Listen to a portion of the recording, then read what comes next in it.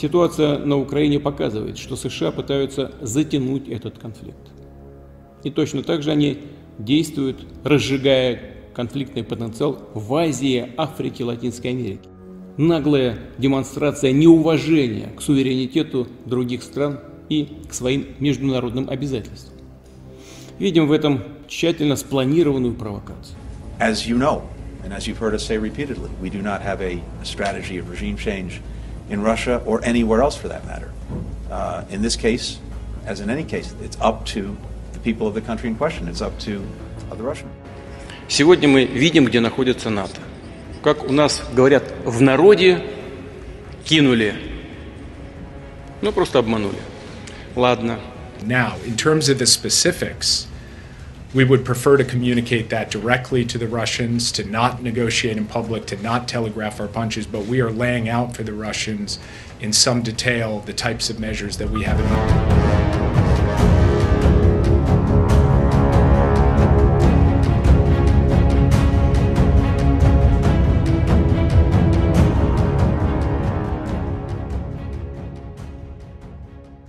Hambat peradaban manusia. Putin menyerang hegemoni AS dan memprediksi akhir dari tatanan dunia unipolar. Hegemonisme Amerika Serikat dan politik kekuasaan telah menjadi tantangan terbesar bagi kemajuan dan perkembangan damai peradaban di manusia. Presiden Rusia Vladimir Putin menuduh Amerika Serikat sengaja mendorong konflik yang berkepanjangan di Ukraina. AS dinilai memanfaatkan perang Rusia-Ukraina untuk mempertahankan hegemoni globalnya. Tuduhan ini disampaikan Putin saat berpidato di konferensi keamanan pada Selasa 16 Agustus 2022 yang dihadiri pejabat militer dari Afrika, Asia, dan Amerika Latin. Melalui kesempatan itu, Putin kembali membenarkan invasi Rusia ke Ukraina dengan alasan bahwa AS sedang berusaha menjadikan Ukraina sebagai benteng menghadapi Moskow. Dalam pidatonya, Putin menyebut Amerika Serikat membutuhkan konflik untuk mempertahankan hegemoni mereka. Itulah mengapa mereka mengubah orang Ukraina menjadi umpan meriam. Pidato tersebut menandai upaya terbaru oleh pemimpin Rusia untuk menggalang dukungan di tengah sanksi barat yang menyakitkan yang telah mengagetkan ekonomi dan keuangan Rusia bersama dengan struktur pemerintah, pejabat senior dan bisnis atas langkah Moskow di Ukraina. Putin juga menarik persamaan antara dukungan AS untuk Ukraina dan kunjungan baru-baru ini ke Taiwan oleh Ketua DPR AS Nancy Pelosi yang menuduh keduanya merupakan bagian dari upaya AS untuk memicu ketidakstabilan global. Pertualangan Amerika dan Taiwan bukan sekedar perjalanan politisi dan tak bertanggung jawab. Itu adalah bagian dari strategi Amerika yang disengaja dan sadar yang bertujuan untuk mengacaukan situasi dan menciptakan kekacauan di kawasan dan dunia pada umumnya. Pemimpin Rusia mengklaim bahwa elit globalisasi Barat mencoba untuk menyalahkan Rusia dan China atas kegagalan mereka. Berbicara pada konferensi yang sama, Menteri Pertahanan Rusia Sergei Shoigu mengatakan bahwa selain pasokan senjata ke Ukraina, Sekutu Barat juga memberikan intelijen terperinci dan mengerahkan pelatih untuk membantu militer Ukraina dalam mengoperasikan sistem senjata. Badan Intelijen Barat tidak hanya memberikan koordinat target serangan, tetapi juga spesialis Barat juga menguasai pengenalan data ini ke dalam sistem senjata. Dia juga menepis tuduhan bahwa Rusia mungkin menggunakan senjata nuklir atau kimia dalam konflik, menyebutnya sebagai kebohongan mutlak. Dari sudut pandang militer, tidak perlu menggunakan senjata nuklir di Ukraina untuk mencapai tujuan yang telah ditetapkan tugas utama pasukan nuklir Rusia untuk memberikan pencegahan terhadap setiap serangan nuklir.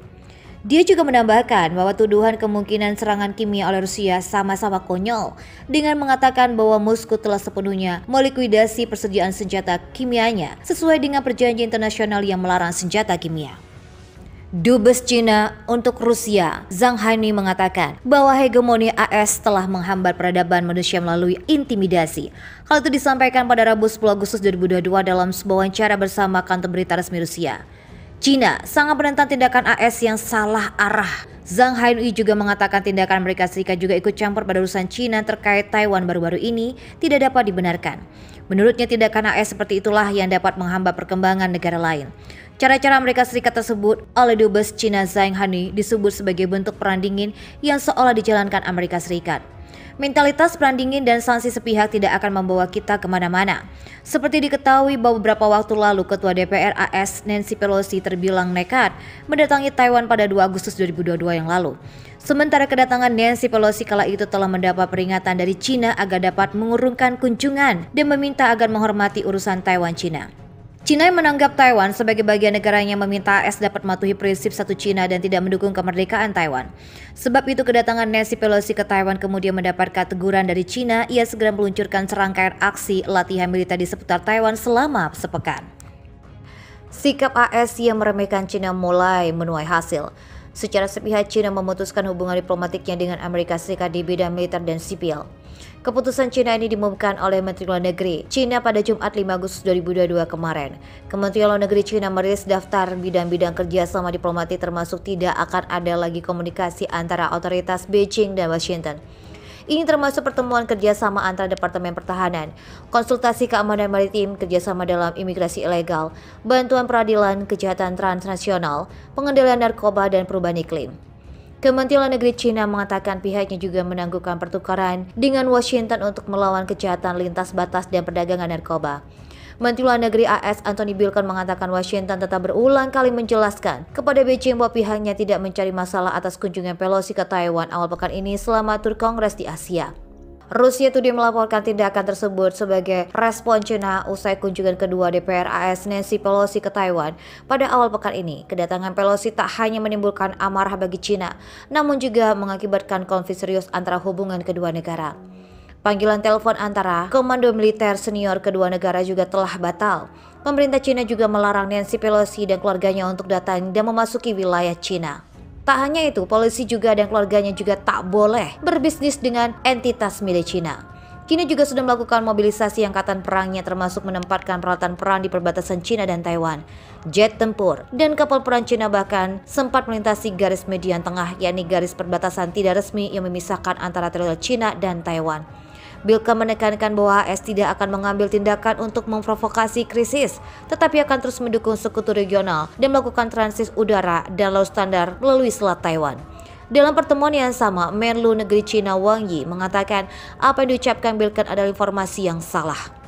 China ingin mengeluarkan peringatan kepada Amerika Serikat, jangan bertindak gegabah, jangan menciptakan krisis yang lebih besar. Jin Kuang, seorang pejabat senior kedutaan besar China di Washington, mengatakan dalam sebuah pengarahan satu-satunya jalan keluar dari krisis adalah bahwa pihak AS harus segera mengambil tindakan untuk memperbaiki kesalahannya dan menghilangkan dampak serius dari kunjungan Pelosi. Namun akibat kunjungan Pelosi ke Taiwan, Beijing bereaksi dengan ancaman bombastis dan latihan militer menjelang dan setelah kunjungan tersebut. Sebagaimana diketahui, China memandang Taiwan yang memiliki pemerintahan sendiri dan demokratis sebagai bagian dari wilayahnya dan tetap berjanji satu hari akan mengambilnya dengan paksa jika perlu. Sikap China terlihat sebagai eskalasi hubungan yang tidak dapat diterima antara Washington dan para pemimpin pro kemerdekaan Taiwan saat ini. Dikatakan juga bahwa China akan menjatuhkan sanksi yang tidak ditentukan pada Pelosi dan keluarganya sebagai buntut kunjungan tersebut.